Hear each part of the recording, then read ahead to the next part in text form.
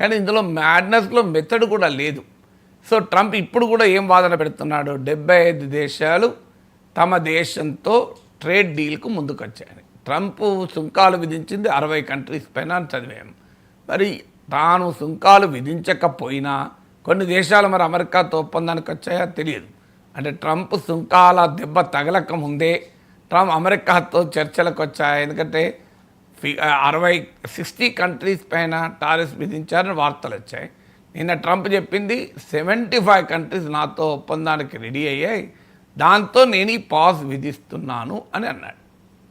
So వాళ్ళ ఆ దేశాలతో మేము టైలర్డ్ డీల్స్ కుదుర్చుకుంటాం. టైలర్డ్ డీల్ అంటే డెఫిసిట్ టారిఫ్, ఆ దేశం విధిస్తున్న టారిఫ్ డెఫిసిట్ మాత్రమే కాదు, ఒక కంట్రీకి మనం మిలిటరీ సాయం ఎంత చేస్తున్నాం, ఒక కంట్రీ వద్ద మన సైన్యం ఎంత ఉంది, ఒక దేశానికి అమెరికా ఎంత విదేశీ సాయం చేస్తుంది, ఈ లెక్కలన్నీ తీసి మేము టారిఫ్లు నిర్ణయిస్తాం అని దాన్నే కస్టమైజ్ లేదా టైలర్ డీల్ అన్నాడు. సో ఆ డీల్స్ ఎలా ఉంటాయో మనకు తెలియదు. సో ఈ టైలర్ డీల్స్ ఇంకొక ఆర్గ్యుమెంట్, మరి ట్రంప్ చెప్పిన ఆర్గ్యుమెంట్ నిజమా? ప్రపంచంలోని చైనా మినహా అన్ని దేశాలు అమెరికాతో ఒప్పందానికి ముందుకు వస్తున్నాయి. Sir sir sir please sir please sir అంటున్నాయి, దాంతో నేను దిగవచ్చిన అంటున్నాడు. కానీ ఇంట్రెస్టింగ్ ఏంటంటే ఎన్ని కంట్రీస్ దిగివచ్చాయి? South Korea, Japan, Mexico, Canada, Europe అందరూ తిరగబడ్డారు. ఒక్క తిరగబడని దేశం ఇండియా మాత్రమే. ఒక్క మౌనంగా ఉన్నది భారతదేశం మాత్రమే.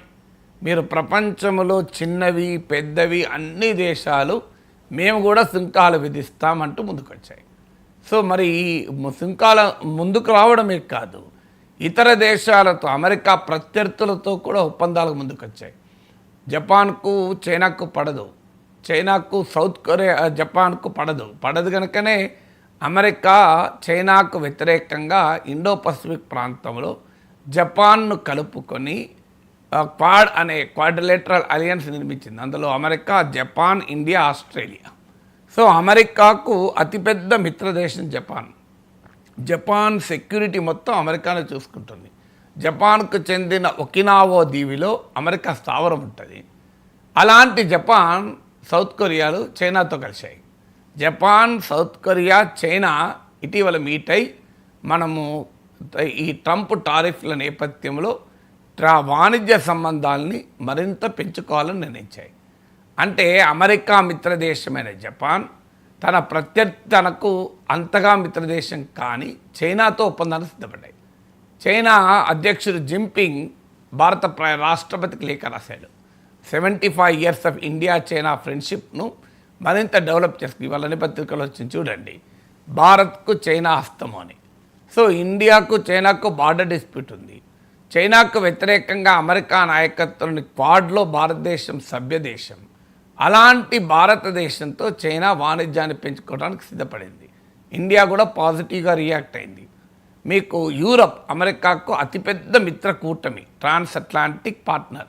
అలాంటి యూరప్ చైనాకు దగ్గరైంది, యూరప్ ఇండియాకు దగ్గరవుతోంది. సో ఎవరు ఇందులో మరి ట్రంప్ చెప్పింది నిజమా? మరి ట్రంప్ చెప్పినట్టు 75 దేశాలు ప్రాధేయపడితే, సాగిలపడితే, ప్లీజ్ ప్లీజ్ ప్లీజ్ సార్ అని బతిలాడితే నేను ఆపాను అన్నాడు. ఇది నిజం కాదు అనడానికి ఇవన్నీ ఉదాహరణలు. కెనడా అమెరికా పైన సుంకాలు విధించింది, అందరూ అటాక్ చేస్తున్నారు. అఫ్కోర్స్ చైనా చాలా మరింత బెల్లిజరెంట్గా, అంటే మరింత దూకుడుగా అమెరికాపై రియాక్ట్ కావచ్చు. కానీ మిగతా దేశాలు ఏవి ఊరుకోలేదు, ఇంక్లూడింగ్ జపాన్ ప్రైమ్ మినిస్టర్ అన్ని ఆప్షన్స్ ఓపెన్ ఉన్నాయని ప్రకటించాడు. జపాన్ ప్రైమ్ మినిస్టర్, మీకు కెనడా ప్రైమ్ మినిస్టర్ ప్రకటించాడు అమెరికాతో భాగస్వామ్యం స్నేహబంధం ముగిసింది అన్నాడు. ముగిసింది అని. యూరప్ ప్రకటించింది ఇక అమెరికాతో మాకు సంబంధమే లేదు అని. సో ఇంత కానీ ట్రంప్ ఏమంటున్నాడు, లేదు అందరు నా దగ్గరికి కాలబేరానికి వచ్చారు అంటున్నాడు. అంటే మరి ట్రంప్ చెప్పే నిజమా? మరి ఎందుకు అయి ఉంటుంది అంటే ప్రపంచ ఎకానమీ కాస్త సివియర్గా ఎఫెక్ట్ అయింది. అందులో అమెరికా ప్రజలపైన తీవ్రమైన భారం పెరుగుతోంది. ఆల్రెడీ అమెరికా 50 దేశాల్లో, అమెరికాలో 50 రాష్ట్రాల్లో ట్రంప్ వ్యతిరేక ప్రదర్శనలు జరుగుతున్నాయి. ట్రంప్కు సొంత పార్టీ నుంచే వ్యతిరేకత మొదలైంది. ఆఖరికి ఇలాన్ మస్క్ యూరప్తో జీరో టారిఫ్ జోన్ కావాలి అని అంటున్నాడు.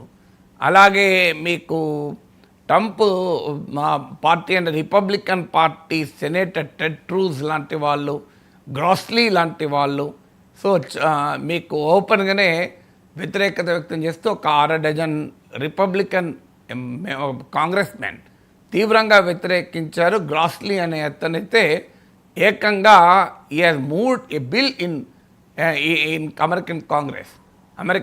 టెడ్ క్రూజ్ ఐ థింక్ వ్యతిరేకించాడు. గ్రాస్లీ అయితే ఈ హాజ్ మూవ్డ్ బిల్. ఏం బిల్ ఇది? Bipartisan bill. అంటే ట్రంప్ పార్టీ అయిన రిపబ్లికన్ పార్టీ డెమోక్రటిక్ పార్టీతో కలిసి, ట్రంప్ ప్రత్యర్థి పార్టీ డెమోక్రటిక్ పార్టీతో కలిసి బైపార్టిజన్ బిల్లు పెట్టాడు. ఈ బిల్లు లక్ష్యం ఏంటి అంటే దేశ అధ్యక్షునికి టారిఫ్లు విధించడంలో ఉండే అధికారాల్ని నియంత్రించడం. అంటే limit the powers of the president of the United states from imposing tariffs. ఉదాహరణకి ఈ బిల్లులో ఏముందంటే దేశ అధ్యక్షుడు టారిఫ్ విధిస్తే వితిన్ 48 అవర్స్ కాంగ్రెస్కు తెలియజేయాలి. రీజన్ ఎవ్రీ టారిఫ్, ప్రతి టారిఫ్కు రీజనింగ్ చెప్పాలి. ఇదొక రూల్ పెట్టాడు ఆ ప్రపోజ్ బిల్లు. రెండవది ఏం పెట్టాడు? ఒకవేళ 60 రోజుల్లో దేశ అధ్యక్షుడు విధించిన టారిఫ్లు గనక కాంగ్రెస్ ఆమోదం పొందకపోతే ఆ టారిఫ్లు చెల్లవు అని కూడా పెట్టాడు. చూడండి, ఇవన్నీ ద రిపబ్లికన్ మెంబర్స్ ఓపెన్ అనే టెడ్ క్రూజ్ అన్నాడు, we will see a bloodbath in middle term elections. మధ్యంతర ఎన్నికల్లో రక్తపాతాన్ని చూస్తామన్నాడు. ప్రపంచంలో ఉన్న స్టాక్ మార్కెట్స్ పతనమైపోతున్నాయి. ట్రంప్ ఈ అధికారంలోకి వచ్చాక ఇప్పటి వరకు అమెరికన్ స్టాక్ మార్కెట్లో 11 లక్షల కోట్ల సంపద ఆవిరైంది. $11 ట్రిలియన్, 11 లక్షల కోట్ల డాలర్లు. ఒక్క ఈ టారిఫ్స్ లిబరేషన్ డే అని ట్రంప్ ప్రకటించినప్పటి నుంచి ఇప్పటి వరకు 6 లక్షల కోట్లు ఆవిరైపోయింది. అంత భారీ ఎత్తున అమెరికన్ స్టాక్ మార్కెట్లు కుదేలవుతున్నాయి. అమెరికాలో ట్రంప్ చెప్పినట్టు ఇన్ఫ్లేషన్ తగ్గడం లేదు, పెరుగుతాయి. ఎందుకంటే ఇంకా టారిఫ్ నిన్న నుంచి అమల్లోకి వచ్చాయి. మళ్ళీ అమల్లోకి వచ్చిన వెంటనే పాస్ బటన్ నొక్కాడు. విచిత్రం ఏంటంటే ట్రంప్ 2 ఏప్రిల్ రోజు ప్రకటించాడు, 9th ఏప్రిల్ మార్నింగ్ 9:30కి అమల్లోకి వచ్చాయి.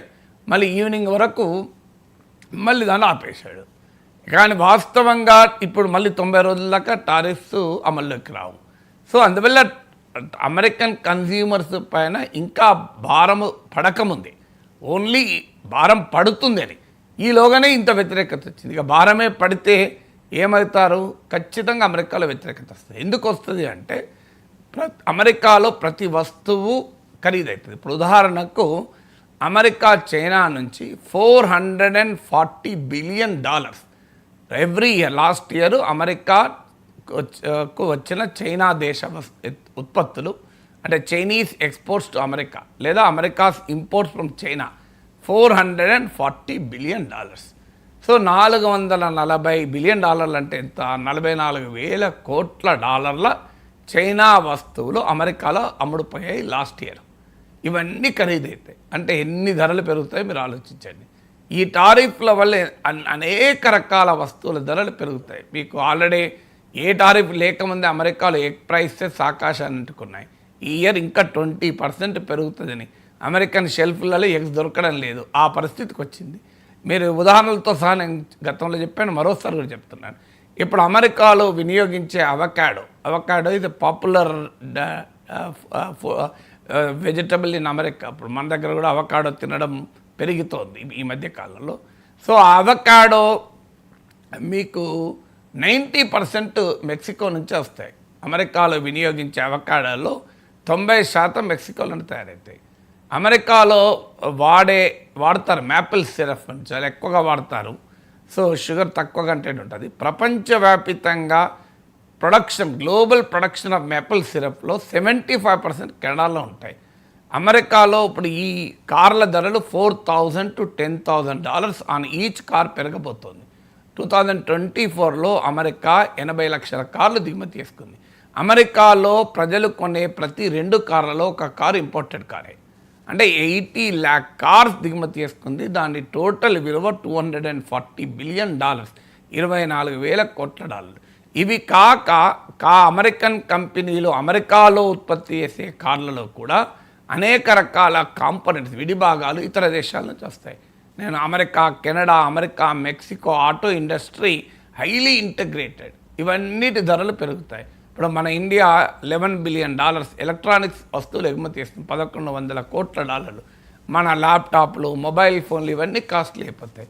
ఇవన్నీ ఇంకా అమెరికాలో ఆ ప్రభావం పడలే, ఎందుకంటే అమెరికా ఇంకా టారిఫ్ అమల్లోకి వచ్చిన వెంటనే మళ్ళీ ఆపాడు కూడా. పడకముందే ఇంత గందరగోళం అంటే రిసెషన్ ఫియర్స్ పెరుగుతున్నాయి. రోజు రోజుకు రేటింగ్ ఏజెన్సీస్ రిసెషన్ ప్రాబబిలిటీని పెంచుతుంది. ఉదాహరణలతో చెప్పాను, గోల్డ్మెన్ సాక్స్